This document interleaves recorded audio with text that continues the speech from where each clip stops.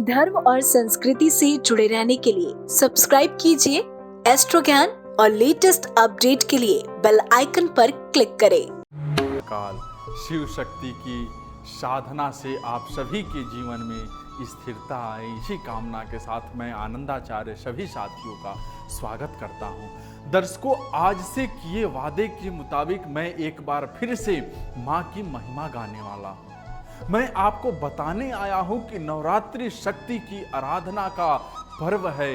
नवरात्रि में 3 वैदिक युग की देवियों पार्वती, लक्ष्मी और सरस्वती के 9 विभिन्न स्वरूपों की उपासना की जाती है, जिन्हें नव दुर्गा के नाम से जाना जाता है। पहले 3 दिन पार्वती के 3 स्वरूपों की पूजा करते हैं, अगले 3 दिन माँ लक्ष्मी के 3 स्वरूपों की पूजा करते हैं और आखिरी के 3 दिन माँ सरस्वती के स्वरूपों की पूजा का विधान है। नवरात्रि के ये 9 देवियाँ हमारे संस्कार और आध्यात्मिक संस्कृति से जुड़ी हुई हैं। उन सभी देवियों को लाल रंग के वस्त्र, रोली, लाल चंदन, सिंदूर, आभूषण और खाने पीने के भी सामान अर्पित किया जाता है, चढ़ाया जाता है, जिनका रंग लाल होता है। दर्शकों, नवरात्रि के पहले कार्यक्रम में मैं आप सभी को घट स्थापना का शुभ मुहूर्त और संक्षेप में विधि भी बता चुका हूँ।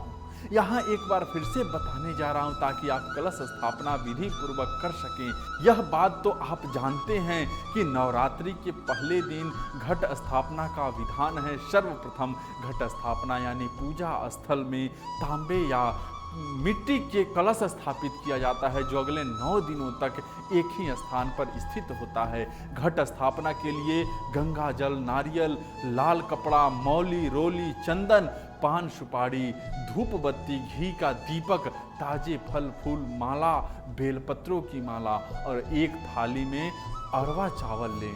दर्शकों, घट स्थापना के स्थान में केले का खंभा, घर के दरवाजे पर बंधनवार के लिए आम के पत्ते, तांबे या मिट्टी का एक घड़ा, चंदन की लकड़ी, औषधि, हल्दी की गांठ, 5 प्रकार के रत्न या आभूषण देवी को स्नान के बाद पहनाने के लिए रखना है।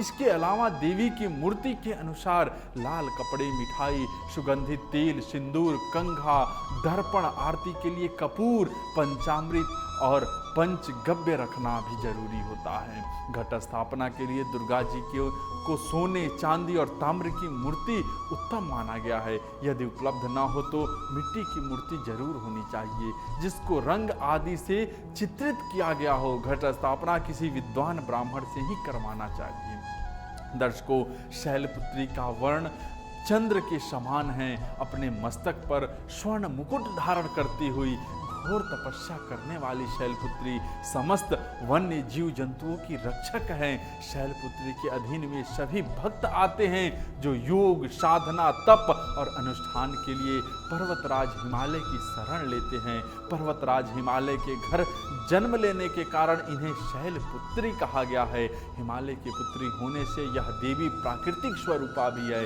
हिमालय हमारी शक्ति, दृढ़ता, आधार और स्थिरता का प्रतीक है। दर्शकों, शैलपुत्री को अखंड सौभाग्य का प्रतीक माना जाता है। स्त्रियों के लिए इनकी पूजा करना ही श्रेष्ठ और मंगलकारी है। नवरात्रि के प्रथम दिन साधक अपनी शक्ति मूलाधार में स्थित करते हैं और योग साधना करते हैं। शैलपुत्री की आराधना करने से जीवन में स्थिरता आती है। दर्शकों, अब मैं शैलपुत्री के शस्त्रों की बात करूंगा और आपको बताना चाहूंगा, वृषभ पर सवार शैलपुत्री ने दाएं हाथ में त्रिशूल धारण कर रखा है। इनके बाएं हाथ में कमल सुशोभित है। यही देवी प्रथम दुर्गा है और यही सती के नाम से भी जानी जाती हैं। अब यह जान लेना भी जरूरी है कि शैलपुत्री के हाथों में सुशोभित त्रिशूल और कमल पुष्प का धार्मिक और आध्यात्मिक महत्व क्या है। वास्तव में दर्शकों, यह त्रिशूल 3 शक्तियों का प्रतीक है। ये 3 शक्तियां ज्ञान, श्री और शक्ति हैं। ज्ञान यानी सरस्वती, श्री अर्थात मतलब महालक्ष्मी और शक्ति का मतलब है माँ कालिका। शैलपुत्री के हाथ में त्रिशूल होने का यही अर्थ है कि विद्या, धन और शक्ति तीनों इनके अधीन हैं। शैलपुत्री की भक्ति से यह तीनों शक्तियां प्राप्त हो जाती है। साथ ही महाशक्ति अपने भक्तों के शत्रुओं का नाश भी इसी त्रिशूल से करती है। दर्शकों, यदि बात कमल पुष्प की करें तो धार्मिक कार्यों में कमल पुष्प का विशेष महत्व है। कमल के पुष्प को अत्यंत पवित्र, पूजनीय और सुंदर के अलावा सद्भावना, शांति, समृद्धि और बुराइयों से मुक्ति का प्रतीक माना जाता है। कमल पुष्प ऐश्वर्य और सुख का सूचक भी है। यही कारण है कि पूजन में कमल पुष्प का विशेष महत्व है। अनेक प्रकार के यज्ञ अनुष्ठान में कमल के फूल को निश्चित संख्या में चढ़ाने का विधान शास्त्रों में भी वर्णित है। दर्शकों, अब मैं शैलपुत्री की उपासना के बारे में बताने जा रहा हूं। आपको करना यह है कि नवरात्रि के पहले दिन सबसे पहले एक चौकी पर शैलपुत्री की प्रतिमा या तस्वीर स्थापित करनी है।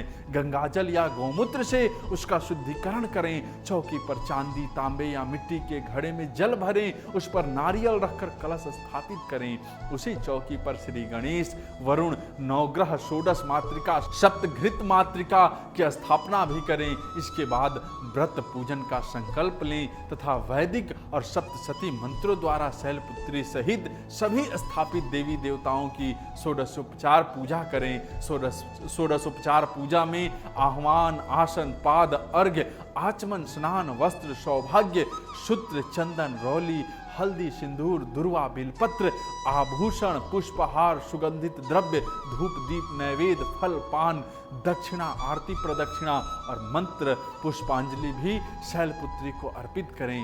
दर्शकों, आप सभी को यह जान लेना भी जरूरी है कि शैलपुत्री की साधना मनोवांछित लाभ के लिए भी जानी जाती है। इनकी साधना का सबसे उत्तम समय शाम में 5 से 7 बजे के बीच है। शैलपुत्री की पूजा श्वेत पुष्पों से करनी चाहिए और इन्हें मावे से बने भोग लगाने चाहिए। श्रृंगार में शैलपुत्री को चंदन अर्पित करना सर्वफलदायक होता है। दर्शकों, देवी दुर्गा के प्रथम स्वरूप यानी शैलपुत्री की साधना का संबंध चंद्रमा से है। कुंडली में चंद्रमा का संबंध चौथे भाव से होता है। इसलिए शैलपुत्री की साधना का संबंध व्यक्ति के सुख, सुविधा, माता, निवास स्थान, पैतृक संपत्ति, वाहन, सुख और चल अचल संपत्ति से भी है। ज्योतिष शास्त्र के अनुसार जिनकी कुंडली में चंद्रमा किसी नीच ग्रह से पीड़ित या प्रताड़ित है या चंद्रमा नीच का है, उन्हें शैलपुत्री की साधना सर्वश्रेष्ठ फल देती है। शैलपुत्री की साधना का संबंध व्यक्ति के मन से भी है। इनकी साधना से साधक की मनोविकृति दूर होती है। दर्शकों, आप सबको ये कार्यक्रम कैसा लगा हमें ज़रूर बताइए। साथ ही जो लोग हमसे जुड़ना चाहते हैं, सामने नंबर दिया है, बात कर सकते हैं। आप सबका बहुत बहुत धन्यवाद। जय महाकाल।